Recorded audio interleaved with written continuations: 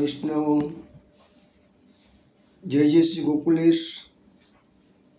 ગઈકાલે સત્સંગમાં આપણે ગીતાનો બીજો અધ્યાય સાંખ્યયોગ અને 8મો અધ્યાય અક્ષર બ્રહ્મયુગ એના આધારે મૃત્યુ અને એના પછીની ગતિને સમજવાનો પ્રયત્ન કર્યો હતો। તે પછી આપણે ભાગવતના દ્વિતીય સ્કંદમાં મૃત્યુ સમયે શું કરવું જોઈએ તેની થોડી વાત આપણે કરી હતી। હવે આપણે પહેલાં એક સાજીનું કીર્તન સાજી ભલી બની આવી એ શ્રવણ કરીશું। એ કીર્તન કુંજમાં કીર્તન નંબર 1066 છે। સાજી ભલી બન આઈ રે, સાજી ભલી બન આઈ રે, સાજી ભલી બન આઈ રે, સાજી ભલી બન आई रे। श्री राधे वृष बान लली, श्री राधे वृष बान लली, बरन बरन फूल बीन के अपने हाथ बनाई रे, साजी भली बन आई रे, साजी भली बन आई रे। नंद गामते सखी देखले, आए कुंवर कन्हाई रे, पुरुषोत्तम प्रभु की छवि निरखत, पुरुषोत्तम प्रभु की छवि निरखत, नैन निरखी साचु पाई रे, साजी भली बन आई रे, साजी भली बन आई रे, साजी भली बन आई रे।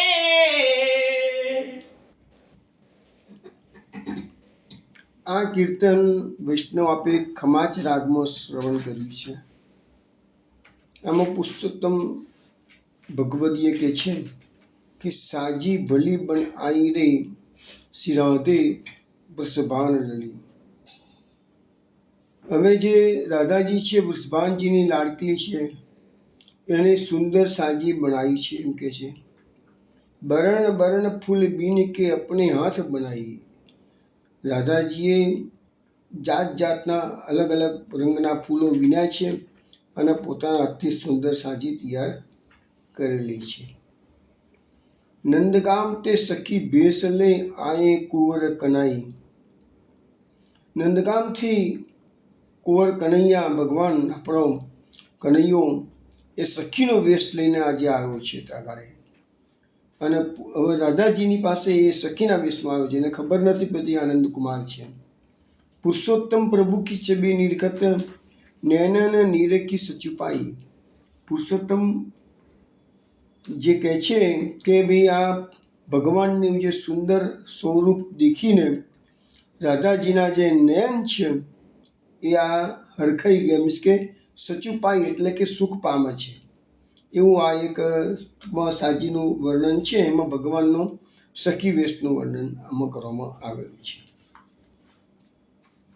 વૈષ્ણવ, ગઈકાલે આપણે જે મૃત્યુ વિશે સમજવાનો થોડો પ્રયત્ન કર્યો હતો, એમાં એક વસ્તુ આપણને ખાસ જાણવા મળી કે મૃત્યુથી કોઈએ ગભરાવાની જરૂર નથી.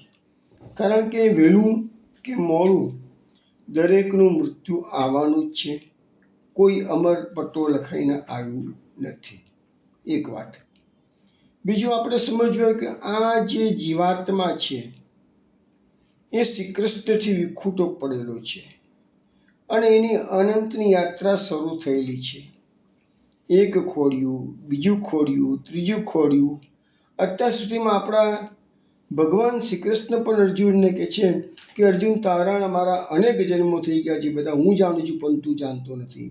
તો એવી રીતે આપણા પણ અનેક જન્મો થઈ ગયા. આપણને ખબર નથી કે આપણે કેટલા જન્મો લઈને ભટકતા ભટકતા આપણે આ મનુષ્ય જીવનમાં આવ્યા છીએ.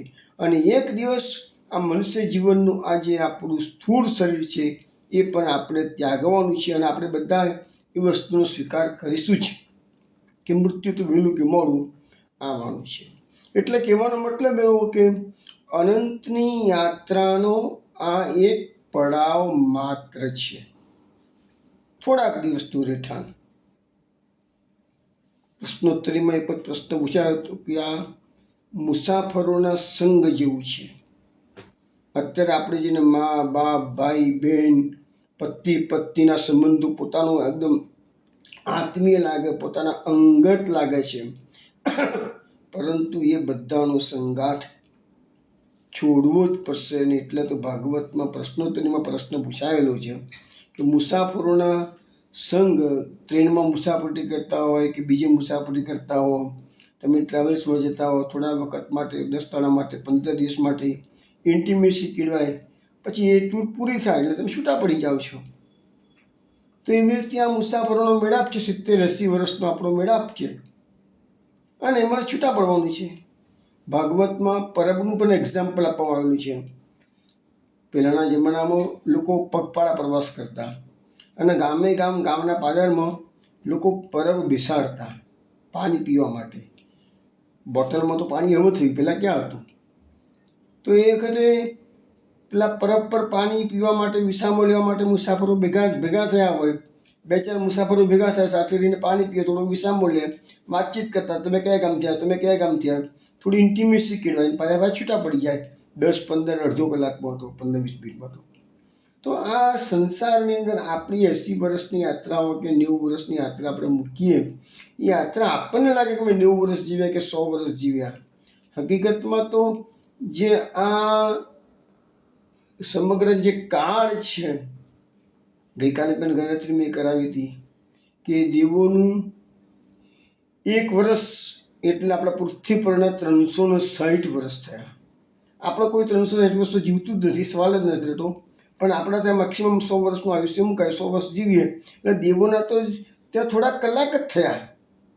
તો વળી એમનું આપણું 1 વર્ષ એટલે એમનો 1 દિવસ. આપણે ગઈકાલે ગણતરી કરી હતી ને કે ઉત્તરાયણ અને દક્ષિણાયન. ઉત્તરાયણ એટલે એમનો દિવસ, દક્ષિણાયન એટલે એમની રાત્રિ. તો આપણું 1 વર્ષ નીકળે એટલે એમનું તો 1 દિવસ નીકળ્યો. તો એમનું 1 વર્ષ ક્યારે કહેવાય? આપણા 360 વર્ષ પૂરા થાય અને એમનું 1 વર્ષ જાય કે છે. તો હવે 100 વર્ષ જીવ્યા હોય તો થોડાક મહિના થાય, તો પણ એ લોકોના પ્રમાણે તો જોવા જઈએ તો એ આખી કાળની ગણતરી કરતાં આ ક્ષુલ્લક જીવન છે આપણું. આપણને લાગે આટલું બધું જીવી ગયા છીએ. તો એક આ મુસાફરોનો સંગ કોણ, આ અનંતની યાત્રાનો એક પડાવ કોણ, અથવા તો ભાડાનું ઘર ખાલી કરીને જવાનું ટાઈમ થાય એટલે જવાનું કોણ, આ બધી ઉપમાઓ આપણા શાસ્ત્રોએ આપેલી છે. બીજી વસ્તુ છે કે શ્રીમદ ભાગવતના 6થા સ્કંદમાં ચિત્રકેતુનું આખ્યાન આવે છે.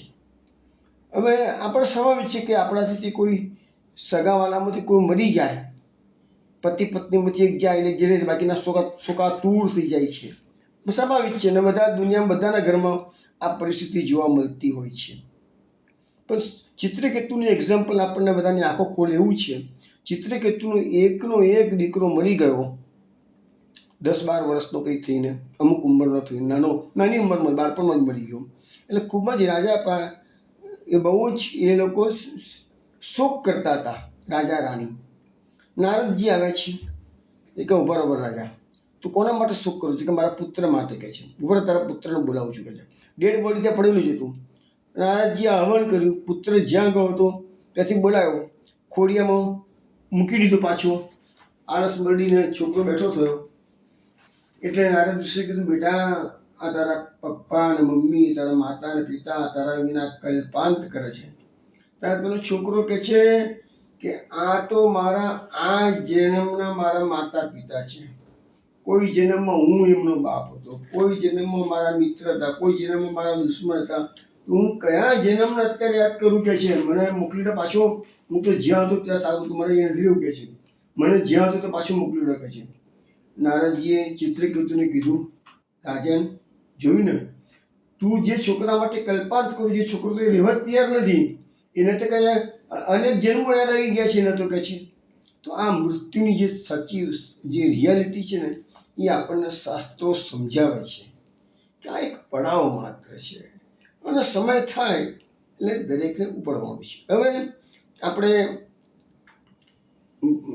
શ્રીમદ ભગવદ્ ગીતાના 2 અધ્યાયમાં સાંખ્યયોગની અંદર વસ્ત્રોની પણ વાત આવી હતી કે વસ્ત્ર જે તે જૂના વસ્ત્રો ત્યાગીને નવા વસ્ત્રો પહેરે છે, એવી રીતે આત્મા છે એ જૂના શરીરનો ત્યાગીને નવા શરીર ધારણ કરે છે. એ વાત આપણે ગઈકાલે જોઈ. પછી 8મ અધ્યાય જે ગીતાનો છે એના આધારે ઉત્તરાયણ ગતિ અને દક્ષિણાયન ગતિ છે એની વાતો આપણે ગઈકાલે સમજ્યા છે. યોગી લોકો દક્ષિણાના બદલે ઉત્તરાયણની ગતિ માગે છે. પણ એનો અર્થ એવો ના કરશો કે કોઈ પાપીમાં પાપી માણસ હોય અને ઉત્તરાયણ મરી જાય તો એનો ઉદ્ધાર થઈ જાય, એવું તમે માનશો નહીં. પાપીઓની ગતિ કેવી થવાની છે એ આજે તમને સમજાવવામાં આવશે. એ હું જે કહીશ ને એ શાસ્ત્રોના આધારે કહીશ, મારા ઘરનું તો કશું મૂકતો નથી. હવે ગઈકાલે પછી આપણે 2જા સ્કંદની અંદર, ભાગવતના 2જા સ્કંદમાં ભગવાને જે મૃત્યુ વખતે શું કરવું એની જે ધ્યાન કરવાની એક રીત ગઈકાલે ભાગવતના આધારે સમજાવી હતી. આજે હું તમને બીજી રીત સમજાવું છું. એ ગઈકાલની રીતમાં શું હતું કે સમગ્ર વિશ્વ છે એ આ વિરાટ બ્રહ્મનું એક શરીર છે એમ માની અને આપણે એની ધારણા કરવાની છે. ભાગવતમાં શું છે કે ધ્યાનના અલગ રીતો બતાવવામાં આવેલી છે. એક ધારણા એ છે, એ તમને ફાવે તો કરવાની, ના ફાવે તો નહીં. પણ યોગીઓ જે ધારણા કરતા હોય એ લોકો જુદી, ભક્તિ માર્ગીઓ ધારણા કરતા હોય એ ધારણા જુદી. એટલે આપણે તો ભક્તિ માર્ગીય વૈષ્ણવ છીએ એટલે આપણા માટે જરૂરી શું છે? આપણને તો ગઈકાલે પણ સમજાવ્યું હતું, ભગવાનનું ગમે તે એક સ્વરૂપ જે તમારું પ્રિય હોય, પછી શ્રીનાથજી હોય, નવનીત પ્રિયાજી હોય કે ગોકુલનાથજી હોય, ગમે તે એક સ્વરૂપ, વારંવાર સ્વરૂપ બદલવાના નહીં, એક જ સ્વરૂપ, અને એ સ્વરૂપને તમે હૃદયમાં ઉતારી લો. બસ અંતિમ સમય સુધી એ સ્વરૂપની તમે મનમાં ધારણા કર્યા કરો તો અંતિમ સમય તમારો સુધરી જશે. તો આજે જે કષ્ટપ્રદ મૃત્યુ પછી જે કષ્ટપ્રદ સ્થિતિ બધાની જે પાપી લોકોની દુર્ગતિ થતી હોય, જે આવતી હોય છે એ નહીં આવે. ભાગવતમાં એનું વર્ણન છે જ ને, આજે હું તમને સમજાવું છું. હવે ધ્યાનની એ બીજી રીત 2ય સ્કંદમાં ભાગવત પાપીજીની વાત કરું છું. એમાં લખ્યું છે કે સાધકે પોતાના શરીરની ભીતર હૃદયાકાશમાં બિરાજતા ભગવાનના સ્વરૂપની ધારણા કરવી. હવે અહીંયા જે બીજી રીત આપી છે ને એમાં ભગવાનનું સુંદર સ્વરૂપની ધારણા કરવાની વાત હૃદયમાં ધારવાનું છે.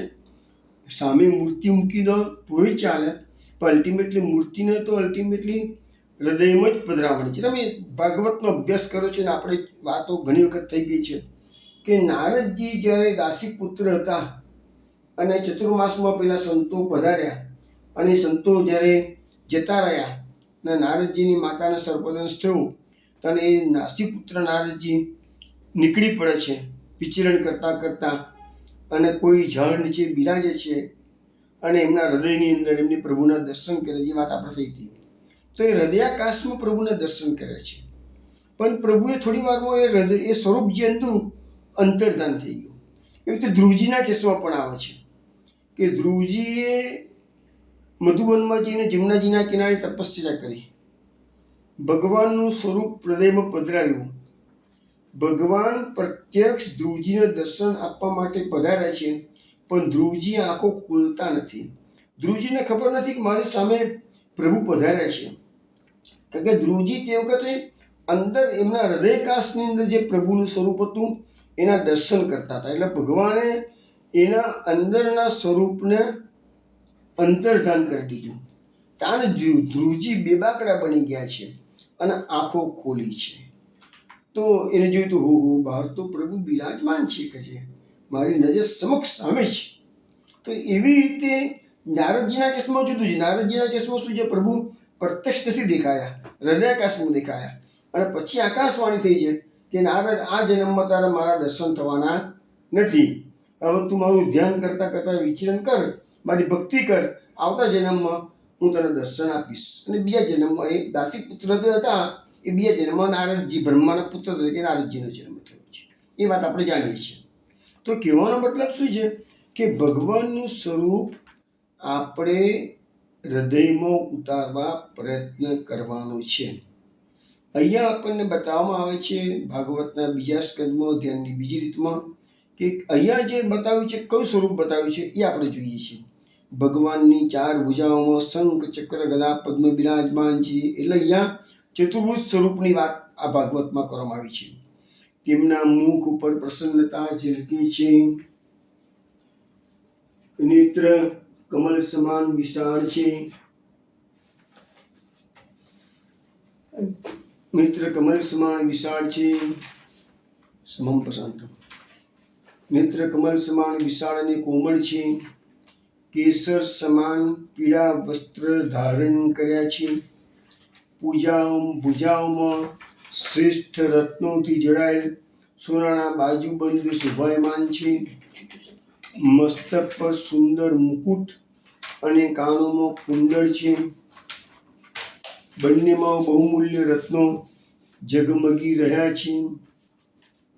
ભગવાનના ચરણ કમલ યોગેશ્વરોના ખીલેલા હૃદય કમલની કર્ણિકા પર બિરાજમાન છે. ભગવાનના હૃદય પર શ્રીવત્સનું ચિહ્ન છે. એક સોનેરી રેખા છે. ગળામાં કૌસ્તુભમણિ લટકે છે. વક્ષસ્થળ પર કદીય ન કરમાય તેવી વનમાળા ધારણ કરી છે. કમરમાં કરધની, અંગુલીઓમાં બહુમૂલ્ય અંગૂઠી, ચરણોમાં નુપુર, હાથમાં કંગન આદિ આભૂષણ ધારણ કરેલા છે. તેમના વાળોની લટ ચીકણી, નિર્મળ, ઘૂંઘરાલી લીલી છે. મુખ કમળ મંદ મંદ મુસ્કાનથી ખીલી રહ્યું છે. લીલાપૂર્ણ ઉન્મુક્ત હાસ્ય અને ચિતવનથી શોભાયમાન ભ્રમરો દ્વારા તેઓ ભક્તો પર અનંત અનુગ્રહની વર્ષા કરે છે. જ્યાં સુધી મન આ ધારણાથી સ્થિર ના થાય ત્યાં સુધી વારંવાર ભગવાનના આ ચિંતન સ્વરૂપને જોવાનો પ્રયત્ન કરતા રહેવું. ભાગવતમાં લખ્યું છે કે આ સ્વરૂપને તમારા હૃદયમાં, પણ આ ભલે ભાગવતમાં લખેલું છે પણ એવું જરૂરી નથી આ સ્વરૂપને તમને જે સ્વરૂપ ગમતું હોય એ સ્વરૂપ. ભાગવતમાં એક્ઝામ્પલ આપીને બતાવ્યું છે કે આવી રીતે તમારે ભગવાનના એક એક અંગમાં મન લગાડવાનું છે. અને એ બીજી વસ્તુ છે, ભગવાનનું સ્વરૂપનું માધુર્ય આપણા મહાપ્રભુજી આપણને સમજાવ્યું છે, મધુર અધિપતિ રખીને મધુર. તો ભગવાનના દરેકે દરેક શ્રીઅંગ, ભગવાનના દરેકે દરેક આભૂષણ માધુર્યથી ભરપૂર છે. ભગવાનના દરેકે દરેક આભૂષણ એ સ્વરૂપાત્મક છે. તમે ભગવાનનું કોઈ એક અંગ પણ તમને ગમી જશે ને અને એનું વારંવાર ચિંતન કરશો ને તો પણ બેડો પાર જશે. એક જ વસ્તુ છે મુખ્યત્વે કે સંસારનું ચિંતન કદાપી કરવું નહીં. મોટા મહાપ્રભુજી આપણને સિદ્ધાંત સમજાવ્યો છે, વૃથાલાપ ક્રિયા ધ્યાનમ સર્વથૈવ પરિત્યજેત. એટલે વૃથા એટલે કોને વૃથા કહેવાય? કૃષ્ણ સિવાયનું બધું જ વૃથા છે. જગતમાં કૃષ્ણ જ સર્વોપરી તત્વ છે. હવે ભગવાનના ચરણ કમળોથી લઈને તેમના મુસ્કાનયુક્ત મુખ કમળ પર્યંત બધા જ અંગોની એક એક કરીને બુદ્ધિ દ્વારા ધારણા કરવી જોઈએ. જેમ જેમ બુદ્ધિ શુદ્ધ થતી જશે તેમ તેમ ચિત્ત સ્થિર થતું જશે. જો અહીંયા એક સિદ્ધાંત આવે છે, ભગવાનનું ધ્યાન ધરવાનો પ્રયત્ન તમારે કરવાનો છે તો તમારી બુદ્ધિ નિષ્કામ બનશે, સ્થિર થશે અને બુદ્ધિ શુદ્ધ થશે. અને બુદ્ધિ શુદ્ધ થશે તો ચિત્ત સ્થિર થશે. મેઇન વસ્તુ તો આ છે, ચિત્તસ્તત પ્રવણમ છે. આમાં આપણો સિદ્ધાંત ચિત્તસ્તત પ્રવણમ છે. તો ચિત્તમાં ઠાકોરજી ક્યારે પધારશે? તો જ્યારે તમારી બુદ્ધિ શુદ્ધ થઈ હશે તો જ. એક એક અંગનું ધ્યાન સ્થિર થાય પછી બીજા અંગનું ધ્યાન કરવું. આ વિશ્વેશ્વર ભગવાન દ્રશ્ય નથી પણ દ્રષ્ટા છે. જ્યાં સુધી અનન્ય પ્રેમમય ભક્તિ ના થાય ત્યાં સુધી સાધકે નિત્ય કર્મો બાદ એકાગ્રતાથી ભગવાનના આ સ્થૂળ રૂપનું ચિંતન કરવું જોઈએ. તો જ્યાં સુધી તમારી પૂરેપૂરી એકાગ્રતા ના કહેવાય ને ત્યાં સુધી વારંવાર મનને સમજાવી પટાવી અને ભગવાનના સ્વરૂપમાં સ્થિર કરવું જોઈએ. તમે નાથ દ્વારા જાઓ, દેવ દમન સિન્હાજી બિરાજે છે આજે પણ ત્યાં કાઢે, બરાબર છે. જે ગિરિકંદરામાંથી પ્રગટ થયા આપો ગોવર્ધનનાથ આપણે બોલીએ છીએ એ પ્રભુ આજે પણ નાથ દ્વારા બિરાજે છે. મહાપ્રભુજી જ પાઠે બેસાડેલા છે. એ સ્વરૂપને તમે દર્શન કરો, મંગળાના કે શણગારના ગમે તે એ દર્શન કરો તે વખતે તમે એકી સ્વરૂપને હૃદયમાં ઉતારવાનો પ્રયત્ન કરજો. તમે જોજો અને બહાર નીકળ્યા પછી પાછું થોડીક વાર સુધી એ સ્વરૂપ તમારા મગજમાં કે હૃદયમાં રહેશે. તો થોડી વાર પછી પાછું એને યાદ કરશો ને તો નીકળી જશે. કેમ આવું થાય છે? એનું કારણ છે કે બહાર નીકળ્યા પછી આપણે લોકોની સાથે હજાર ગણી વાતોમાં બેસી જઈએ છીએ.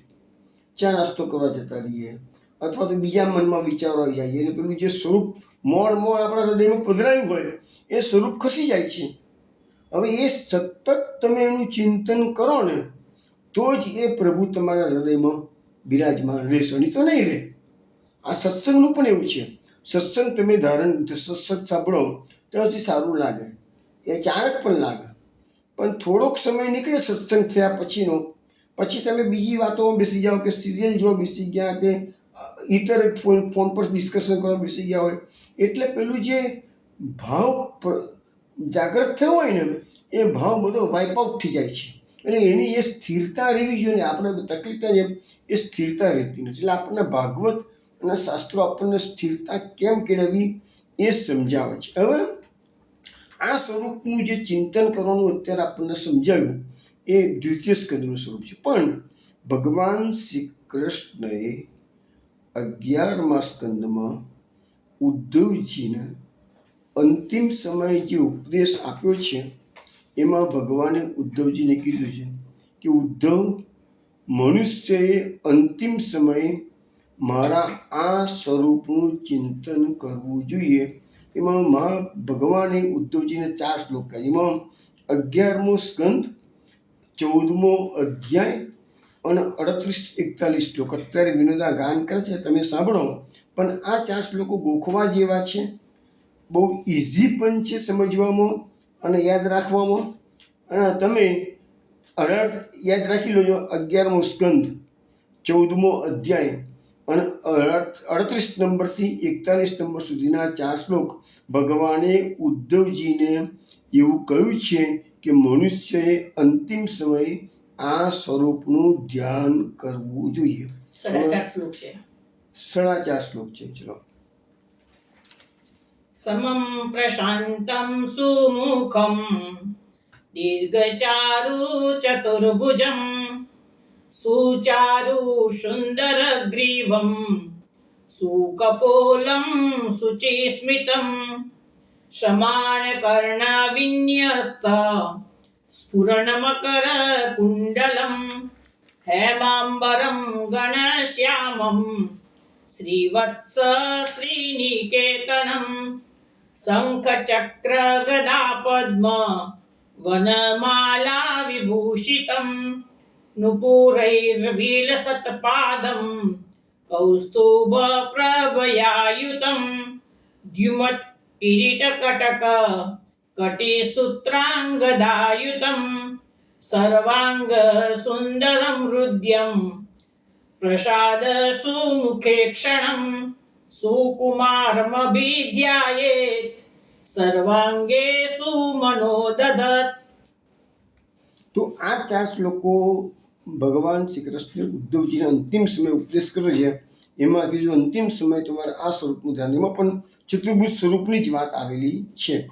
પણ મેં તમને કહું ને એ પ્રમાણે એવું કંઈ જરૂરી નથી. તમે ગમે તે સ્વરૂપ, પુષ્ટિ માર્ગમાં આટલા બધા સ્વરૂપો છે, ગમે તે સ્વરૂપનું ધ્યાન દોરો, પણ એક જ સ્વરૂપને ચિત્તમાં પધરાવો. હવે અહીંયા શું લખે છે કે જ્યારે યોગી આ મનુષ્ય લોકને છોડવા ઈચ્છે છે ત્યારે દેશ કાળને મનમાં ના લાગવું. જો અગત્યનો પોઈન્ટ પાછો આવ્યો કે તમારી આસક્તિ, તો તમારે 2 વસ્તુ છે, આસક્તિ છોડવાની અને ભગવાનમાં મન લગાવવાનું. બેને 2 વસ્તુ એક સાથે જ થશે. આસક્તિ છૂટશે તો જ ભગવાનનું મન લાગશે, નહીં તો નહીં લાગે. એટલે અહીંયા લખ્યું છે કે દેશ કાળને મનમાં ના લાવવું. કોઈ ગમે તે વસ્તુ હોય એ મનમાં લાવવાનું નહીં. સુખપૂર્વક સ્થિર આસનથી બેસી પ્રાણોને જીતી મનથી ઇન્દ્રિયોનો સંયમ કરવો. પછી નિર્મળ બુદ્ધિથી મનને નિયંત્રિત કરી મન સાથે બુદ્ધિને ક્ષેત્રજ્ઞમાં અને ક્ષેત્રજ્ઞને અંતરાત્મામાં લીન કરી દો. પછી અંતરાત્માને પરમાત્મામાં લીન કરીને પરમ શાંતિમય અવસ્થામાં સ્થિત થવું. પછી કોઈ કર્તવ્ય બાકી રહેતું નથી. આ સ્થિતિમાં દેવતાઓના નિયામક કાળનું જોર પણ ચાલ્યું ને. આપણા બધાના પર કાળ જોર કરે છે, પણ આ સ્થિતિ એક વખત આવી જાય તો એ કાળ તમારા પર શાસન કરી શકતો નથી. આ સ્થિતિમાં સત્વગુણ વગેરે ગુણો, અહંકાર, મહત્તત્વ, પ્રકૃતિનું પણ અસ્તિત્વ નથી રહેતું.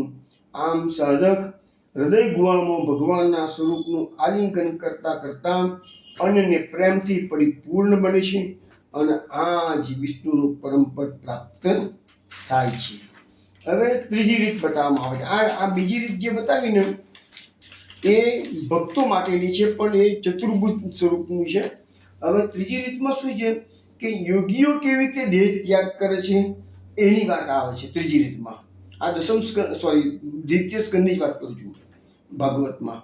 હવે લખે છે કે જેના ચિત્તની વાસના નષ્ટ થઈ ગઈ નથી તેવા યોગીએ શરીરનો ત્યાગ કરતા પેલા એડીથી ગુદાને દબાવીને સ્થિર બેસવું. પછી પ્રાણવાયુને શતચક્ર ભેદનની રીતે ઉપર લઈ જવો. મનસ્વી યોગીએ નાભિચક્ર મણિપૂરકમાં સ્થિત વાયુને હૃદયચક્ર અનાહતમાં, ત્યાંથી ઉદાન વાયુ દ્વારા વક્ષસ્થળ પર વિશુદ્ધ ચક્રમાં, પછી તે વાયુને ધીરે ધીરે તાલુમૂલમાં ચડાવી દેવો.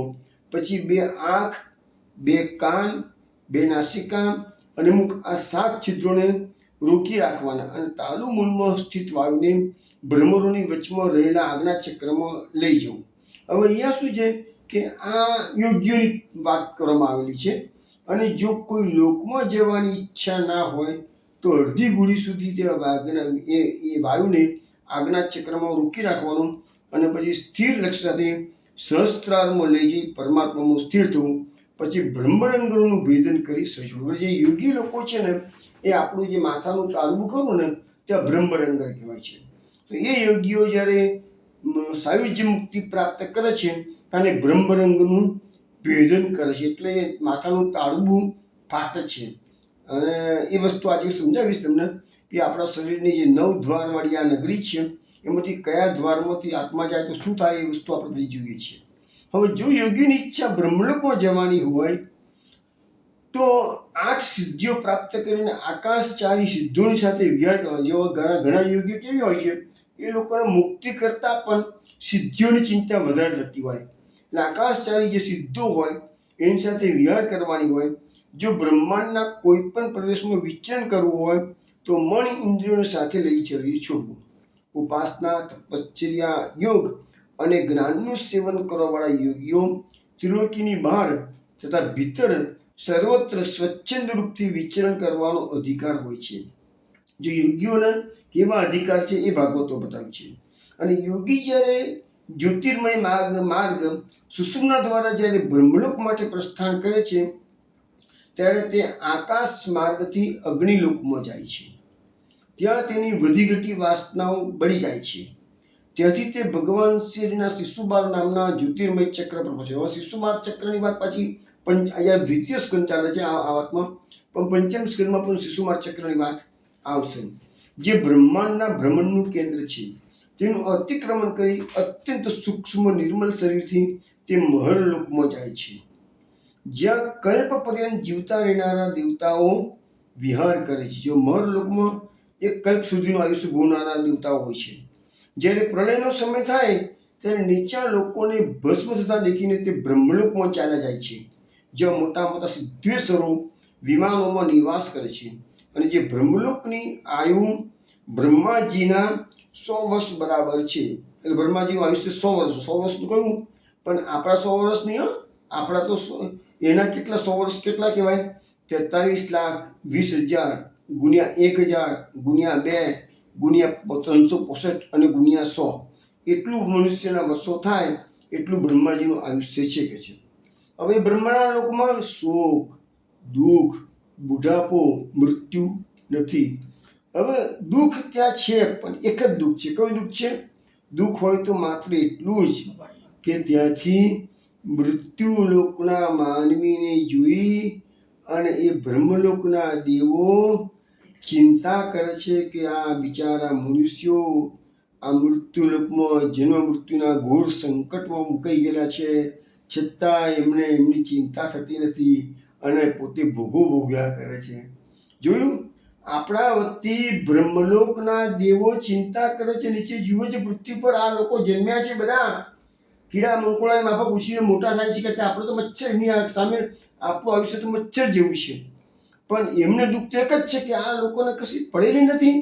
આ માનવ જીવન ભગવાન આપે છે અને આમ જન્મ મૃત્યુના ઘોર સંકટમાં ફર્યા કરે છે અને ઉદ્ધારની ચિંતા કરતા નથી. એ લોકો આપણા વતી ચિંતા કરે, જેવું લખે છે કે છે. બસ એ સિવાય એ લોકોને કોઈ દુઃખ નથી. આપણી ચિંતા એ લોકો કરે છે, આમ કે છે.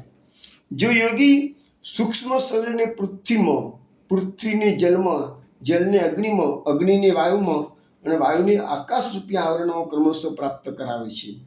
આવી જ રીતે તેની ઇન્દ્રિયો જ્ઞાનેન્દ્રિય ગંધ તન્માત્રામાં, રસના રસ તન્માત્રામાં, નેત્ર રૂપ તન્માત્રામાં, ત્વચા સ્પર્શ તન્માત્રામાં, શ્રવણ શબ્દ તન્માત્રામાં અને બધી જ કર્મેન્દ્રિયો પણ સૂક્ષ્મ સ્વરૂપને પ્રાપ્ત કરે છે. આમ યોગી પંચ મહાભૂતોના સૂક્ષ્મ આવરણોને પાર કરીને અહંકારમાં પ્રવેશ કરે છે. તો સૂક્ષ્મ ભૂતોને તામસ અહંકારમાં, ઇન્દ્રિયોને રાજસ અહંકારમાં, મન ઇન્દ્રિયોને સાત્વિક અહંકારમાં લીન કરી દે છે. ત્યારબાદ અહંકાર રહિત લયરૂપ ગતિ દ્વારા મહત્તત્વમાં પ્રવેશ કરીને છેવટે પ્રકૃતિરૂપી આવરણમાં મળે છે અને પછી મહાપ્રલયના સમયે પ્રકૃતિરૂપ આવરણનો લય કરી તે યોગી આનંદ સ્વરૂપ પરમાત્માની પ્રાપ્ત થાય છે. ત્યાંથી તે યોગી સંસારમાં પાછો આવતો નથી. એટલે આ જે યોગ્યોની મુક્તિ છે ને, એ કેવી છે? ક્રમ મુક્તિ કહેવાય છે. ગઈકાલે બી મેં ક્રમ મુક્તિની વાત કરેલી, આ પણ ક્રમ મુક્તિ છે. હવે પુષ્ટિ માર્ગમાં કે આપણે ભક્તિ માર્ગની અંદર સદ્યો મુક્તિ છે.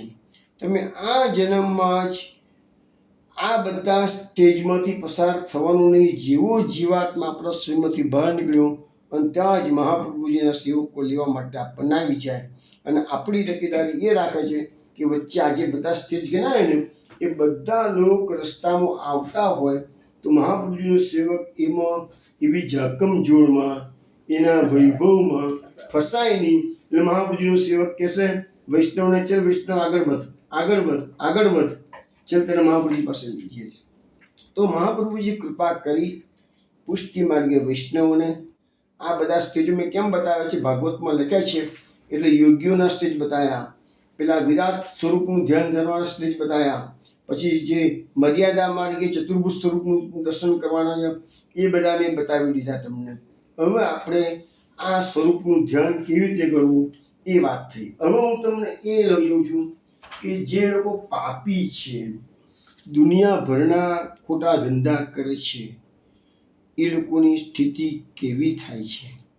શ્રીમદ ભાગવતમાં એનું થોડુંક વર્ણન કર્યું છે, એ હું તમને શ્રવણ કરાવું છું.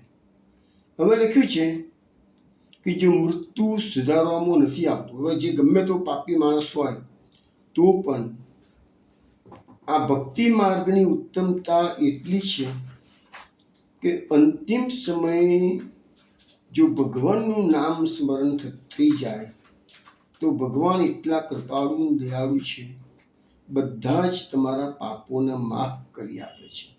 એટલે હું ઘણી વખત સત્સંગમાં વસ્તુ સમજાવી છે મેં કે ભૂતકાળને ક્યારેય પણ યાદ કરવાનો નહીં. આ દુનિયામાં ભૂલો તો દરેક જણ નાની મોટી કરતા જ હોય છે. માટે દરેક જણાએ જાગ્યા થતી સવાર હવે આપણે શું કરવું એ જ વિચારવાનું. પહેલાં કર્યું છે, થઈ ગયું. આ કે હતું ન હતું થતું નથી.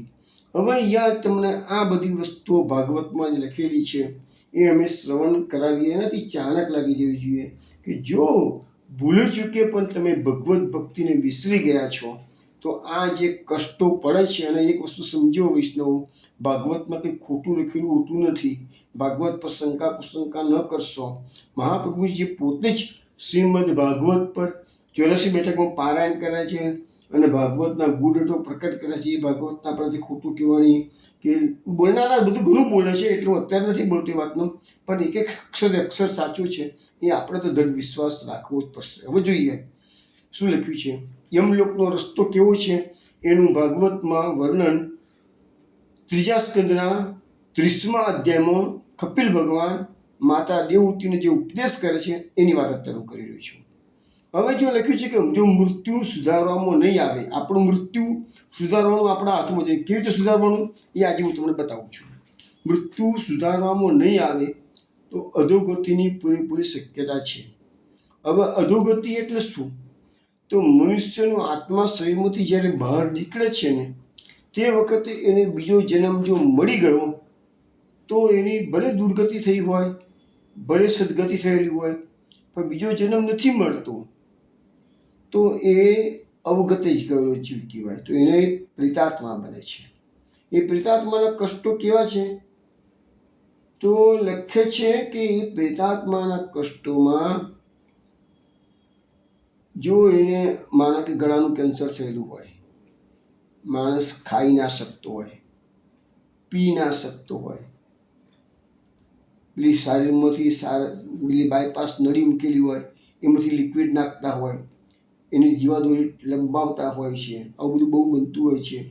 તો એવા લોકોને મૃત્યુ સમયે ભૂખ પુષ્કળ લાગી હોય, તરસ પુષ્કળ લાગી હોય અને પછી એ કેન્સર જેવા મરી જાય ને તો એ પ્રેતાત્મા બને ને પછી એને ખાવાની એ જાગે છે કે મને ખાવા મળે. હવે પ્રેતાત્મામાં કેવું હોય છે કે એને જ્યાં સુધી એના નિમિત્તે તમે ભોજન ના મૂકો તો એ લઈ ના શકે. એ તમને તમારા કોઈના બી ઘરમાં જાય તો અનેક આટલા મોટા મોટા રસોડા ચાલતા હોય છે, બરાબર છે. તો પ્રેતાત્મા તો આરામથી પહોંચી જવાનું છે. તો આ કેટરિંગમાં તો કેટલા મોટા મોટા રસોડા ચાલતા હોય તો એને એક ડીશ ખાતા વાર શું લાગવાની છે, પણ ના ખાઈ શકે. એના નિમિત્તે પાણી મૂક્યું હોય તો જ એ લઈ શકશે, એના નિમિત્તે ભોજન મૂક્યું હોય તો જ એ લઈ શકે છે. તો એને એટલા બધા કષ્ટો પડે છે. એના વર્ણનો બધા મેં વાંચેલા છે એટલે કહું છું.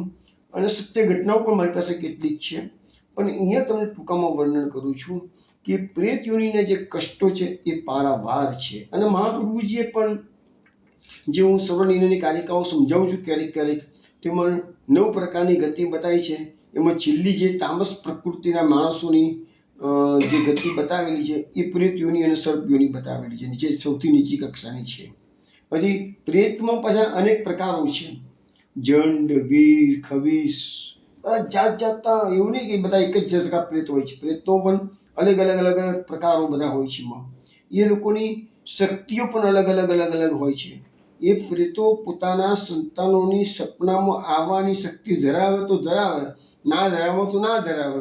અને એ આવીને સંતાનોની પાસે માગણી કરે કે ભાઈ હું મુશ્કેલીમાં છું, તું મારા માટે નારાયણ બલિ કરાવ અથવા આમ કરાવ. પણ એવું કહેવાની પણ શક્તિ હોવી જોઈએ ને. એ બધા પ્રેતોમાં એ શક્તિ નથી હોતી. હું તમને 1-2 એક્ઝામ્પલ્સ આજે આપીશ જ આપણો આનું બધું વર્ણન પૂરું થાય પછી. પણ કહેવાનો મતલબ શું છે કે એ હજુ આપણે બધા સ્વસ્થ શરીરવાળા છીએ, ભક્તિભાવવાળા છીએ, તો ચેતવાની જરૂર છે. બીજું કશું નહીં, ગભરાવાની જરૂર નથી, પણ ચેતવાની જરૂર ચોક્કસ છે. એટલે એ પ્રેત યોની એ ઘણા વર્ષોની હોય છે અને એટલા માટે મૃત્યુ સુધારવાનો પ્રયત્ન આપણી સ્વસ્થ શરીર છે ત્યારે જ કરવું જોઈએ. હવે 3 સ્કંદના 30મા અધ્યાયમાં કપિલ ભગવાન લખે છે કે જે લોકો શરીર અને ઘરમાં આસક્ત થયેલા મનુષ્યો છે એની અધોગતિ કેવી થાય છે. એટલે આસક્તિ આપણને બતાવે છે કે આસક્તિનો ત્યાગ કરો. લખે છે કે મૃત્યુનો સમય નજીક આવતા જ વાયુનું ઉત્ક્રમણ થાય છે, એનાથી એની આંખની પૂતળીઓ ચડી જાય છે, શ્વાસોચ્છ્વાસની નળીઓ કપથી ભરાઈ જાય છે, ખાંસી ખાવામાં, શ્વાસ લેવામાં પણ જીવાત્માને ઘણું કષ્ટ પડે છે, કફ વધી જવાને કારણે ગળામાં ગરગરાટી થવા લાગે છે, ત્યારે શોકાતુર થયેલા સગા સંબંધીઓથી એ જીવાત્મા ઘેરાયેલો રહે છે અને મૃત્યુ પાસને વસીભૂત થઈ જવાથી તેમના બોલાવ્યા છતાં પણ એ બોલી શકતો નથી. એટલે હકીકતમાં અમે આ વસ્તુ જોયેલી છે કે મોટા ભાગના મરણાસન્ન વ્યક્તિને પહેલું તો ભગવાન શું કરે છે, એની વાચા હણી લે છે. વાચા હણી લે એટલે શું થાય, એનું બોલી બંધ થઈ જાય ને એટલે શું છે, એની મનની મનમાં રહી જાય. એક વાત. બીજી વસ્તુ શું છે કે એને જો કડવા અનુભવો થયા હોય, માનો કે યમદૂતો દેખાતા હોય, એનું એ વર્ણન ના કરી શકે કે મને સામે 2 જણા લેવા આવ્યા છે કે આવા વિકરાળ સ્વરૂપવાળા છે, એ વર્ણન એટલે વાચા મોટે ભાગે અમે આ અનુભવ કરેલો છે કે મરનાર વ્યક્તિની ભગવાન પહેલું કામ, બીજી ઇન્દ્રિયો તો ઠંડી પડશે, પહેલાં તો વાચા હણાઈ જાય છે. એ જ વસ્તુ કે એ બોલી શકતો નથી અને કેવું છે, મનમાં આવે કે મારે આટલું કેવું છે, પણ એ કહી શકતો નથી કે છે. આ પ્રમાણે જે મૂઢ મનુષ્ય નિરંતર કુટુંબના પોષણમાં રત રહીને ઘરમાં આસક્ત રહે છે, તેને લેવા માટે અતિ ભયંકર અને રોષયુક્ત આંખોવાળા યમદૂતો આવે છે. તેમને જોઈને ભયને કારણે તેને પથારીમાં જ મૂત્ર થઈ જાય છે. તે યમદૂતો તેને યાતના શરીરમાં, હવે જો એક અગત્યનો પોઈન્ટ આવે છે, યાતના શરીર. હવે એક વસ્તુ તમે સમજાવો, યમદૂતો એને ત્રાસ તો આપે છે, પણ કેવી રીતે આપે છે? જીવાત્મા શરીરમાંથી બહાર નીકળી ગયો તો હવે એને પહેલાં તો યાતના શરીર મળે છે. હવે આ વસ્તુ મેં પહેલાં સમજાવી છે, ફરીથી અત્યારે રિપીટ કરું છું કે યાતના શરીર એટલે શું. જેવી રીતે આપણે આ શરીરમાં આપણે અત્યારે બધા જીવીએ છીએ, આપણે આ સ્થૂળ શરીરને પોતાનું માનીને બેઠા છીએ, દરેકને પોતાનું સ્થૂળ શરીર છે. હવે એ સ્થૂળ શરીર દરેકને ખબર છે કે હું આ શરીર નથી, હું તો અંદર રહેલો આત્મા છું. બધાને ખબર છે કે નથી, છતાંય આપણને સ્થૂળ શરીરમાં એક નાનકડો મચ્છર બેસે છે ને, ડંસ મારે છે ને, તો પણ આપણે સહન કરી શકતા નથી. એક નાનકડી પગમાં કાંટો ચૂવી જાય ને તો પણ આપણે સહન કરી શકતા નથી. એક કાંકણી વાગે ને તો પણ આપણે સહન, ભાઈ એક કાંકણી વાગી કે કાંટો વાગ્યો તો શરીર વાગ્યો છે, ભાઈ તારા આત્માને ક્યાં વાગ્યો છે? પણ આપણે કષ્ટ અનુભવ કોણ કરીએ છીએ? આપણે કરીએ છીએ, એટલે કે આત્મા કરે છે. દુઃખનો પડી ગયા, એક્સિડન્ટ થયો, ફ્રેક્ચર થયું, ફ્રેક્ચર શરીરના હાડકાં થયું છે, આત્મા તો કશું નહીં, આત્મા તો એવો ને એવો જ છે. છતાં આપણે કેટલી બધી વેદના અનુભવીએ છીએ, આપણે મરી ગયું બોલીએ છીએ કે નથી બોલતા? તો કેમ? તો શરીરને આપણે હું માની બેઠા છીએ. આ શરીર, સ્થૂળ શરીર સ્મશાનમાં બળીને ભસ્મ થવાનું જ છે, બધાને ખબર છે. તો પછી ભલે નાડકું ભાગી ગયું, આપણે શું વાંધો છે? પણ ના, આપણને તો એની ચિંતા થાય છે જ, કારણ કે શરીર એ હું છું એમ માની બેઠા છે. તો એવી રીતે મૃત્યુ પછી યમદૂતો એ જીવાત્મા બહાર નીકળી ગયો, એને યાતના આપવા માટે યાતના શરીર આપવામાં આવે છે. હવે એ જે જીવાત્મા યાતના શરીરમાં દાખલ થયો એટલે એને શું લાગશે? આ યાતના શરીર એ હું જ છું. એને ખ્યાલ નહીં આવે કે હું તો અંદર આત્મા છું. જેવી રીતે અત્યારે આપણને ખ્યાલ આવે હું આત્મા છું, હું તો શરીર છે એમ જ માનીએ છીએ ને આપણે. તો એવી રીતે યાતના શરીર જ્યારે મળશે તે વખતે યાતના શરીરને આપણે હું માની બેસીએ છીએ અને યાતના શરીરને જેટલું કષ્ટ યમદૂતો આપશે એ બધું આપણને એવું લાગશે કે મને જ કષ્ટ પડે છે. હવે માનો કે સારી ગતિ થઈ ગઈ, ચલો ભાઈ આપણે પ્રેતીઓની કે આવી દુર્ગતિ કે યમરાજાની સકંજામાં આપણે નથી પડ્યા, આપણને સત્કર્મો કર્યા છે, ભક્તિ કરી છે, એટલે આપણને વિષ્ણુદૂતો લેવાયા છે. વૈકુંઠમાં ગયા તો કોઈ સવાલ નથી થતો, પણ માનો વિષ્ણુદૂતો લેવા નથી આવ્યા, પરંતુ આપણને ગતિ સારી થઈ છે અને સ્વર્ગલોકમાં જવા મળ્યું કે મહરલોક કે જનલોકમાં જવા મળ્યું એમ માની લઈએ આપણે. તો ત્યાં આપણને જે ભોગો ભોગવવા માટે દિવ્ય દેહ મળે છે. ગોલોકધામમાં જઈએ તો તનુનવત્વ પ્રાપ્ત થાય છે આપણને. તો દરેકે દરેક જગ્યાએ એ પ્રકારનું જે શરીર છે એ લોકને જે અનુકૂળ આવતું હોય એવું આપણને પ્રાપ્ત થાય છે. તો અહીંયા આપણને જે વર્ણન છે ભાગવતના 3 સ્કંદના 30મા અધ્યાયમાં એ યાતના શરીર છે. યાતના શરીરમાં નાખ્યા પછી એ જીવાત્માને એવો ખ્યાલ નહીં આવે કે આ શરીર તો હમણાં જ મને પેલા યમરાજા આપી ગયા છે, યમદૂતો આપી ગયા છે, પણ ના, એને એવું લાગશે હું જ આ યાતના શરીર હું જ છું. હવે શું કરે છે? સિપાહી જેમ કોઈ અપરાધીને દોરડા પકડીને લઈ જાય છે, એવી રીતે યમદૂતો તે યાતના શરીરવાળા જીવાત્માને ગળામાં દોરડું નાખી અને બળપૂર્વક ખેંચીને યમલોકની લોબી યાત્રાએ લઈ જાય છે. તેમના ગુસ્સા ભર્યા ઘોટા ઉઠી તેનું હૃદય ફાટવા લાગે છે, શરીર ધ્રુજવા લાગે છે. માર્ગમાં કૂતરાઓ તેને બચકા ભરે છે. તે સમયે પોતાના પાપ યાદ કરીને તે વ્યાકુળ થઈ ઉઠે છે. ભૂખ તરસ તેને બેચેન કરી મૂકે છે.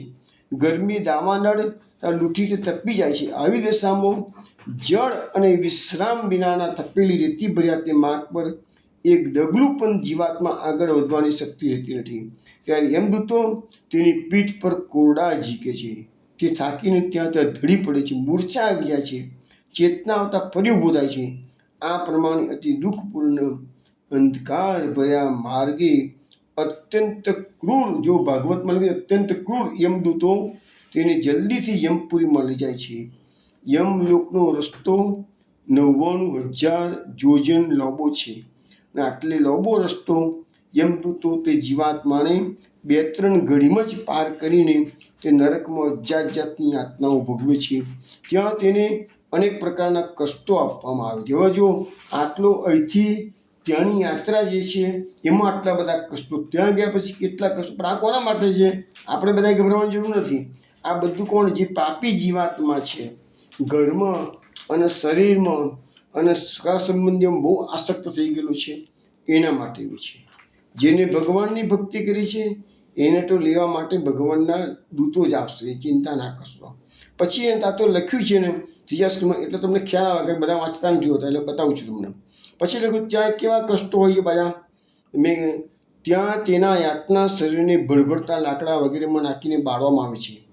ક્યાંક તેને કાપીને પોતાનું જ માંસ ખવડાવવામાં આવે છે. ક્યાંક કૂતરાઓ તથા ગીધો વડે તે જીવતેના આંતરડા ખેંચવામાં આવે છે. સાપ, વીંછી, ડાંસ વગેરે દ્વારા ડંખ મારનારા જીવો વડે પીડા આપવામાં આવે છે. હાથીઓ વડે યાતના અપાય છે. પર્વતના શિખરો પરથી નીચે ગબડાવવામાં આવે છે. આવી બધી યાતનાઓ તામિશ્ર, અંધતામિશ્ર, રૌરવ નરક વગેરે નરકની અનેક યંત્રણાઓ તેને પાપને કારણે ભોગવવી પડે છે.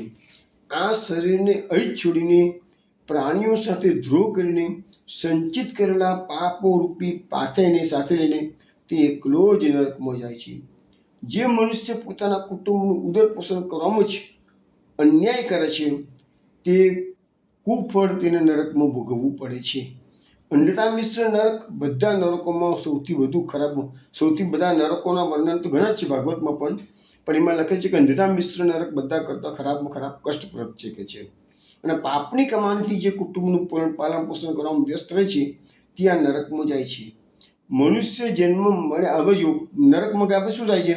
તો મનુષ્ય જન્મ મળ્યા પહેલાંની જેટલી પણ યાતનાઓ હોય છે, ભૂંડ, કૂતરા વગેરે યોનિઓમાં જેટલા પણ કષ્ટ હોય છે તે બધાને ક્રમશઃ ભોગવીને શુદ્ધ થઈ ગયા પછી તે પુનઃ મનુષ્ય યોનિમાં આવે છે. એટલે નરકની યોનિ અને મનુષ્ય યોનિ બેની વચ્ચે અનેક પ્રકારની યોનિઓ છે. તો હવે એનું વર્ણન જે છે ને એ વિષ્ણુ પુરાણમાં છે. વિષ્ણુ પુરાણમાં લખ્યું છે કે પાપી લોકો નરક ભોગવ્યા પછી ક્રમ પ્રમાણે સ્થાવર એટલે આ વૃક્ષો, પછી કૃમિ એટલે કીડા વગેરેની યોનિ. પહેલાં નરકની યાતના ભોગવી દીધી, પછી વૃક્ષોની યોનિ આવે, વૃક્ષો પતી ગયું, પછી કીડા વગેરેમાં જવાનું, પછી જલચર પ્રાણીઓ, પછી પક્ષીની યોનિ આવે, પછી પશુની યોનિ આવે, પછી મનુષ્યોની આવે. મનુષ્યની યોનિ આવ્યા પછી લાગે કે હવે કોઈ પાપ નથી કરતો તો બીજી યોનિમાં મનુષ્ય બને અને એને ધાર્મિક પુરુષ તરીકે એનામાં વિચારો ભગવાન મૂકે છે. એમાં પણ એને વ્યવસ્થિત જીવન જીવેલું હોય તો પછીનો જે મનુષ્યનો અવતાર આવે છે એમાં એને મુમુક્ષુત્વ પ્રાપ્ત થાય છે. મુમુક્ષુત્વ એટલે કે મોક્ષ પ્રાપ્ત કરવાની ઈચ્છા.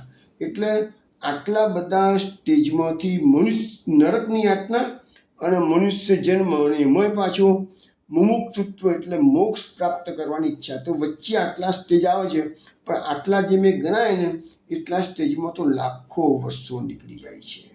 એટલે મનુષ્ય જન્મની જે અગત્યતા છે એ આ છે. હવે શ્રીમદ ભાગવતના પંચમ સ્કંદના 26મા અધ્યાયમાં વર્ણન આવે છે કે હજારો નરકો પૃથ્વી પર છે, એટલે આ વિશ્વમાં છે. એમાંથી ત્યાં 28 નરકોનું વર્ણન કરવામાં આવેલું છે. અને કેવા પાપવાળાને કેવું નરક કરવું બતાવે છે એ બધું બતાવેલું છે. કેવું પાપ તમે કર્યું છે, ચોરી કરવાવાળાનું શું છે, વ્યભિચાર કરવાવાળાનું શું છે, દારૂ પીવાવાળાનું શું છે, બીજાને છેતરનારાનું શું છે, એવા અનેક પ્રકારના પાપો છે. અને દરેકે દરેકને કયા કયા નરકમાં જવું પડે, શું ભોગવવું પડે છે, એ બધું વર્ણન પંચમ સ્કંદમાં અત્યારે હું લેતો નથી. પછી અધ્યાય 6માં પેલો અધ્યાય સ્કંદ 6 અને પેલો અધ્યાયમાં અજામિલ આખ્યાન આવે છે. એમાં પણ વર્ણન કરેલું છે કે અજામિલ મહા દુષ્ટ હતો, પાપી હતો, વેશ્યા રાખતો હતો. ઓરિજિનલી અજામિલ શુદ્ધ બ્રાહ્મણ હતો, સદાચારી બ્રાહ્મણ હતો, પણ જંગલમાં એના પિતાએ સમૃદ્ધિ લેવા મોકલેલો અને ત્યાં એને જે વેશ્યાને જોઈ તો દ્રષ્ટિ દોષથી એનું પતન થઈ ગયું. હવે આવો શુદ્ધ બ્રાહ્મણ એક માત્ર દ્રષ્ટિ જ આપણને જે મહાપુરુષજી સમજાવે છે ને, અસંગ સંગમ સર્વાત્મા ત્યાજ્યમ, તો આ તો ખાલી દ્રષ્ટિ જ, સંગ બી નથી કર્યો એને. તો દ્રષ્ટિ પણ દ્રષ્ટિ કોઈની સોબત પણ નથી કરી, કશું જ નથી કર્યું, ખાલી દ્રષ્ટિ જ પડી છે. તો દ્રષ્ટિ માત્રથી પણ એનું પતન થઈ ગયું, વેશ્યારાગતો થઈ ગયો, ચોરી ચપાટી કરતો થઈ ગયો, ખૂન ખરાબા કરતો થઈ ગયો. આટલો મહાદુષ્ટ પાપી, પણ એક જ એના જીવનમાં સારું કામ થયું, એને સૌથી નાના છોકરાનું નામ નારાયણ રાખ્યું હતું. આટલા બધા પાપોના કારણે એનો અંતિમ સમય જ્યારે આવ્યો છે એની પહેલાં 12 વર્ષ પહેલાં જ એનું અપમૃત્યુ થઈ ગયું. માણસ બહુ જ પાપ કરે છે ને તો એનું મૃત્યુ જ્યારે આવવાનું એનાથી વિલાઈ જાય છે.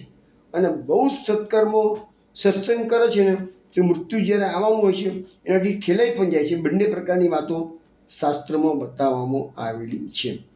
હવે એને જોયું તો એનો જ્યારે અંતિમ સમય આવ્યો ત્યાં 3 ભયાનક યમદૂતો લેવા માટે આવે છે. તેમના હાથમાં ફંદા છે, બાંધવાનો પાસ છે. યમદૂતોના વર્ણન આવે છે કે મોઢા મોકા ચૂકા છે, એમના શરીરના રૂવાડા ઊભા થઈ ગયેલા છે. આ જોઈને અજામિલ ગભરાઈ ગયો અને ગભરામણમાં એટલે એના પુત્રનું નામ હતું નારાયણ. એ જોરથી પુકાર કર્યો, નારાયણ નારાયણ. બસ જુઓ, ભગવાનના નામનો મહિમા આપણને બતાવવામાં આવે છે અજામિલ આખ્યાન. અને જેવો પુકાર કર્યો કે નારાયણ નારાયણ, અને ત્યાં તો વિષ્ણુદૂતો હાજર થઈ ગયા છે. વિષ્ણુદૂતો 4 આવે છે, યમદૂતો 3 છે. 4 વિષ્ણુદૂતો યમદૂતોને મારીને ભગાડ્યા છે. યમદૂતો અને વિષ્ણુદૂતોનો જે સંવાદ થયો છે એ અજામિલ સાંભળે છે. હવે અજામિલનો ઉદ્ધાર નારાયણ નામ સાંભળવાથી, નારાયણ નામનો ઉચ્ચાર કરવાથી થયો નથી. એનું નારાયણ નામનો ઉચ્ચાર કરવાથી એનું અપમૃત્યુ ટળી ગયું. વિષ્ણુદૂતોએ યમદૂતોને મારીને ભગાડ્યા છે અને વિષ્ણુદૂતોએ જે સંવાદ કર્યો છે એ બધું અજામિલે સાંભળ્યું છે. પછી વિષ્ણુદૂતો પણ પાછા પોતાના ધામમાં જતા રહે છે. અજામિલને 12 વર્ષ પહેલાં જે મૃત્યુ આવ્યું હતું એના બદલે એને 12 વર્ષનું એક્સટેન્શન મળી ગયું. પછી અજામિલને ખબર પડી ગઈ કે મેં આટલા બધા પાપ કર્યા હતા પણ ખાલી નારાયણ નામથી આટલો મોટો પ્રતાપ પડ્યો. એટલે પછી અજામિલે સંસારનો ત્યાગ કર્યો, હરિદ્વાર ગયો, ભક્તિમય જીવન જીવ્યો. 12 વર્ષમાં એને ભગવત પ્રાપ્તિ કરી લીધી. એટલે ઇનડાયરેક્ટલી એવું કહી શકાય કે નારાયણ નામના ઉચ્ચારથી એને ઉદ્ધાર થઈ ગયો. હકીકતમાં તો અપમૃત્યુ ટળી ગયું. તો આવી કથા 6થા સ્કંદના પહેલા અધ્યાયમાં આપવામાં આવેલી છે. એમાં બી યમદૂતોનું વર્ણન આવે છે. એટલે આટલા બધી જગ્યાએ 3જા સ્કંદમાં છે, પંચમ સ્કંદમાં છે, 6થા સ્કંદમાં વર્ણન છે અને અનેક પુરાણોમાં યમદૂતોનું, યમલોકનું, નરકોનું વર્ણન છે. એટલે કંઈ હંબક છે. આજકાલ નવી જનરેશનના ઘણા લોકો મળતા મેં સાંભળ્યા છે કે આ બધું ખોટું છે, હંબક છે. અરે પણ ન માનો કે હંબક છે, માની લો. બસ તમે ત્યાં ગયા અને પછી સાચું નીકળી ગયું. અત્યારે માની લો હંબક છે અને મર્યા પછી લાગ્યું કે આ તો સાચું હતું બધું. કહે છે અમે ભક્તિ કરી નહીં, તો તમે જશા ક્યાં? પછી ભોગવવા વાળો છે ને, પછી ભોગવે જ છૂટકો ને. અત્યારે તો કમસે કમ તમે વિચારી શકો કે આ કરાય કે ના કરાય, આ સાચું છે ખોટું છે. બે ચાર જણને પૂછો, પોતાના મનને બુદ્ધિને પૂછો, રસ્તો કંઈ કરો. તો અને ભક્તિ કરવામાં દુઃખ શું છે મને સમજ જ નથી પડતી. લોકો ભક્તિથી વિમુખ કેમ થાય છે? અને ભક્તિ કરવામાં આનંદ જ છે, શું ખોટું છે? એમ ના હોય કે ભક્તિવાળા દુઃખી થઈ જાય છે, કોઈ દુઃખી થતું નથી પહેલાં. તો આ સમજવાની લોકોની જે નવી જનરેશન જે બોલતી હોય છે ને, અમે આ બધા માનતા નથી એ બધું, ત્યારે અમને બી ઘણું દુઃખ થાય છે કે સર લોકોનો કેટલી બધી અજ્ઞાનતા પ્રવર્તે છે. તો વિષ્ણુ, આ અહીંયા આપણને જે ભાગવતના આધારે મેં યમલોકનો રસ્તો કેવો છે એનું વર્ણન મેં કર્યું. હવે હું તમને બતાવું છું કે મૃત્યુ સુધારવા શું કરવું જોઈએ. તો હવે મૃત્યુ પછીની ગતિનો આધાર મૃત્યુ સમયે મનની સ્થિતિ ઉપર છે. જો મૃત્યુ સમયે માનો કે તમે જીવન સારું જીવ્યા છો, તો મૃત્યુના સમયે જો મન છોકરા છિયામાં આસક્ત થઈ ગયું, તો જો આસક્તિ હશે ત્યાં તમારો જન્મ થશે. હવે કોઈ કીધું કે ભાઈ કોઈકની આસક્તિ નવું ઘર બનતું હોય અને નવા ઘરમાં એને રહેવાનું મન થાય અને આસક્તિ થઈ ગઈ, તો એ થોડું કંઈ ઘર બનવાનું છે ના. એ ઘરમાં રહેવાની ઈચ્છા થઈ ગઈ, બે શક્યતા છે.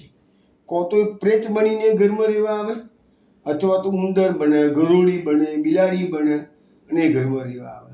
આસક્તિ ઘરની છે, કારણ કે ઘર એ બનાવતો હતો અને બનાવતા બનાવતા મૃત્યુ થઈ ગયું. તો એને એ ઘરમાં આવી વાત આવેલી છે. એટલે પૂછું કે ઘરમાં બનાવે આસક્તિ જ્યાં હોય, માનો કે તમારો છોકરો બહુ વાલો છે અને તમે સારા કર્મો કર્યા છે, ખરાબ કર્મો નથી કર્યા, તો ભગવાન તમારા છોકરાના ઘરમાં છે. છોકરાના ઘર છોકરો જઈને આવે, અથવા છોકરાના ઘર છોકરો જઈને આવે. એવા ઘણા કિસ્સા બને છે કે પૂર્વજો ત્રીજી ચોથી પેઢીઓ આવે છે. એવા ઘણા કિસ્સા સાંભળેલા છે. એટલે આ આસક્તિ છે એટલે તમને, અને માનો કે મનુષ્ય જન્મ ફેરથી આવીને ઊભો રહ્યો હોય તો માની લે કે ચલો એટલીસ્ટ ખરાબ તો કમસે કમ નથી જ. પણ જ્યારે તમારી મકાનમાં સંસારમાં આસક્તિ હોય અને તમને કીડી મંકોડા ઉંદર બિલાડીનો અવતાર આવે તો પછી કેટલી અધોગતિ થાય, કેટલા કષ્ટ આવે એ વિચારવાનું જેવું છે. એટલે અહીંયા સમજાવવામાં આવે છે કે આ અંતિમ સમય સાચવવાની જવાબદારી સંતાનોની છે. જો વડીલોએ સંતાનોને સારા સંસ્કાર આપ્યા છે, તો એ સંતાનો વડીલોનો અંતિમ સમય પાસે બેસી અને એમને ભગવત સ્મરણ કરાવી અમને ઉદ્ધાર કરવાનો પ્રયત્ન કરશે. અને જો સંસ્કાર સારા નહીં હોય તો એ છોકરાઓ નોકરી પર જશે, ધંધા પર જશે, અહીં જશે તો જશે, અને અહીંયા મા કે બાપ જે હોય પસારીને પડ્યા હોય તો એમાં જ રીબાઈને મરતા હોય છે. તે વખતે મનમાં 1000 ગણું કલેશ થાય કે મારો છોકરો મારી જોડે બેસતો નથી, પણ એ મા કે બાપ દીકરાને કશું કહી શકતા નથી. આ બધા ઘણા કિસ્સાઓ આવતા હોય છે. તો અહીંયા સમજાવ્યું છે કે હવે જો આપણા અંતિમ સમયે દેહ સારી રીતે પડે એના માટે શું કરવું છે બતાવ્યું છે. સંતાનોએ વડીલોનો અંતિમ સમય સાચવવાનો પ્રયત્ન કરવો. બને તો અંતિમ સમયે દેહ ઘરમાં જ પડે અને તે પણ પવિત્ર ચોકામાં પડે તો ઉત્તમ. પણ હોસ્પિટલમાં ઘેરે પથારીમાં દેહ ના પડે તેની પૂરેપૂરી તકેદારી રાખવી. જો ડૉક્ટરોએ આશા છોડી દીધી હોય કે આપણે ઘણી વખત 80 વર્ષની ઉંમર છે, ડૉક્ટરો કે ભાઈ હવે હાર્ટ એનું કામ નથી આપતું હવે છે, પછી પેલા સંતાનો શું કરે છે, એને હોસ્પિટલમાં ડૉક્ટર કે ના તમે ભલે ને કહે છે વેન્ટિલેટર પર રાખો, ઓક્સિજન પર રાખો, તો એવો જે આગ્રહ રાખે, ડૉક્ટરો જેને ના પાડતા હોય બચવાની આશા નથી, તો પછી તમારે એને ઘરે પાછા લઈ આવી અને એને ભલે પછી 2 દાડા જીવે, 4 દિવસ જીવે કે 15 દાડા જીવે, સતત સંતાનો જોડે બેસી અને ભક્તિ કરવી જોઈએ. હું તમને કિસ્સો કહું કે અહીંયા વડોદરામાં એક બુટાલા, વિજેન્દ્ર બુટાલા હતા. ગયા વર્ષે જ કે 2 વર્ષ પહેલાં જ પહોંચી ગયા છે. બહુ ભગવદીય વ્યક્તિ હતા, મારા પર્સનલ ટચમાં હતા એટલે મને એનું ઓળખું છું. પણ એની મધરને જ્યારે એમને પોતાને બી કેન્સર હતું, મરી પણ ગયા હતા, તો એમની મધરને જ્યારે કેન્સર હતું મેં સાંભળ્યું હતું કે એમની મધરને કેન્સર થયું ને તો કેટલા વખત એમની ફેક્ટરી હતી પેન્ટ્સની, તો એમની વાઈફ ફેક્ટરી સંભાળતી હતી ને, એ તો મધરની જોડે જ બેસી રહેલા કેટલા વખત સુધી. મધરને કેન્સર થયું હતું એટલે મધરની જોડે મધરની સેવામાં રહ્યા હતા. તો આવા જીવો છે આજે પણ. હવે નથી, એ તો 2 વર્ષ પહેલાં પહોંચી ગયા છે વિજેન્દ્ર બુટાલા, પણ અહીંયા વડોદરામાં રહેતા હતા. એટલે કહેવાનો મતલબ શું છે કે આ સંતાનની ફરજમાં આવે છે, અને એમાં એનું ઘરડા માણસોનું તો કલ્યાણ છે જ, સાથે સાથે એ સંતાનનું પણ કલ્યાણ હોય. અને જે સંતાનો મા બાપને અડધૂત કરે છે આવા સમયમાં, વૃદ્ધાવસ્થામાં, જ્યારે સેવા ચાકરીની જરૂર હોય ત્યારે, તો એને ઘણું જ ખરાબ પડી સંતાનને ભોગવવું પડે છે. એક વસ્તુ બધા શાસ્ત્રોમાં ઘણું બધું લખેલું છે, જેટલું થોડું થઈ શકે સમજાવું છે તમને હું. એટલે અહીંયા લખ્યું છે કે જે કેસમાં ડૉક્ટરો સાથે છોડી દીધેલી હોય એને તો હોસ્પિટલમાં રાખવાનો આગ્રહ રાખવો જ નહીં, ઘરે લઈને આવવાનું અને સતત એમની જોડે બેસીને ભગવત સ્મરણ કરાવવાનું અને ભક્તિમય જીવન જીવવું. પણ જો રોગ શરીર ગ્રસ્ત એવા લોકોની જોડે, હા એમ લખે છે કે માનો કે 80 વર્ષની ઉંમર છે અને સશક્ત હોય તો પછી માણસો ધંધામાં જવા માટે પ્રયત્ન કરતા હોય, આળા કામ નોકરી ધંધો, નોકરીમાં રિટાયર થયા તો બીજી સામાન્ય નોકરી સુધી હું સશક્ત છું, અત્યારે ઘરમાં બેસીને શું કરું છું, આવા બધા વિચારો લોકો કરતા હોય છે. તો નહીં, તમે એવું 80 વર્ષે ક્યાં સુધી દુનિયાદારીમાં પાછળ પડ્યા કરશો? સમાજમાં સાચવવા માટે આના ઘેર ગયા, પેલા ઘેર ગયા નહીં. એ ભક્તિમય જીવન છે કે તમારા મર્યા પછી જે એ સમાજના સંબંધો મર્યા પછી કામ નથી લાગતા. આ ભક્તિમય જીવન જીવીને જે ભક્તિ કરી છે એ જ તમને પરલોકમાં કામ લાગશે. આ લૌકિક સંબંધો બધા તમારા મા બાપના, પિતા પુત્રના કે ખાસ ભાઈબંધના તો ત્યાં કશા સંબંધો કામ લાગતા નથી. એટલે ભક્તિમય જીવન જીવવાનું. પણ શરીર રોગગ્રસ્ત થઈ ગયું હોય તો ભલે હોસ્પિટલમાં લઈ જાઓ, પણ જો લાગે કે રોગ મટવાની શક્યતા નથી કે ઓછી નહીમત છે તો હોસ્પિટલમાં રાખવાની જરૂર નથી. માનો કે હોસ્પિટલમાં તમે રાખો કે પેલા બી તબિયત સુધરી જશે, રાખ્યો, અને જો દેહ પડી ગયો હોસ્પિટલમાં તો એ જગાએ તમે કશું સચવાયું ના હોય અને દુર્ગતિને પ્રાપ્ત કરશે. જીવાત્માને 2-4 વર્ષ વધારે જીવડાવવાનો લોભ રાખવો એના કરતાં તો એનું અંતિમ પ્રયાણ ઉત્તમ થાય એ સંતાનો વિચારવાનું છે. કારણ કે 2-4 વર્ષ વધારે જીવે કે ન જીવે એના કરતાં પછીની જે ગતિ છે એ તો ઘણી લોભી યાત્રા છે. દુર્ગતિ એક વખત થઈ ગઈ પછી સંતાનોના હાથમાં કશું રહેતું નથી એને બચાવવાનું. તો આ બધી વસ્તુ છે. પછી માનો કે મોટી ઉંમરે પેરાલિટિક એટેક આવી ગયો તો એવા સંજોગોમાં તમારે હોસ્પિટલમાં ઇમિડિયેટ ટ્રીટમેન્ટ આપવી, વોચિંગ તો હાર્ટ એટેક આવી ગયો તો એવા સંજોગોમાં તમારે એને ઇમિડિયેટ ટ્રીટમેન્ટ આપવી પડી શકે છે. પરંતુ જ્યાં સુધી બની શકે તો સંતાનો એવો જ પ્રયત્ન કરવો છે કે પિતાશ્રી કે માતૃશ્રીનું શરીર ઘરમાં જ પડે, એ બી પથારીમાં નહીં, પવિત્ર ચોખ્ખો. પવિત્ર ચોખ્ખો એટલે શું? એ આજે સમય પૂરો થયો છે, એવું તમને કાલે રાત્રે 8 વાગે આપણે મળીશું અને ફરીથી સમજાવીશ કે. અને હવે માનો કે મરણાસન્ન વ્યક્તિ પડી છે પથારીમાં, આપણને ખબર પડી ગઈ 2-4 દાડાના મહેમાન છે, અઠવાડિયાના મહેમાન છે, 15 દાડાના, કેમ કેન્સર હોય છે તો કહી દે ભાઈ, ડૉક્ટર કહી દે છે 6 મહિનાના મહેમાન છે, ડૉક્ટરો કહી દે છે. અમુક વખત હાર્ટ વર્ક ના કરો તો કે 2-4 દાડાના મહેમાન તમારે જેને બોલાવી દો, ડૉક્ટરો ઘણી વખત કહેતા હોય છે. એવી તક જે તમને મળી ગઈ ને તો તમે એ તકનો પૂરેપૂરો ઉપયોગ કરો. અને કેવી રીતે ઉપયોગ કરવો, શું કરવું છે એ બધું કાલે રાત્રે 8 વાગ્યા સત્સંગમાં સમજાવવામાં આવશે. ત્યાં સુધી જય શ્રી ગોકુલેશ.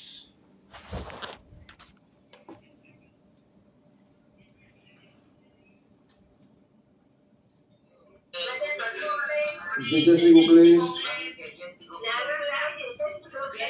જય શ્રી ગોકુલેશ.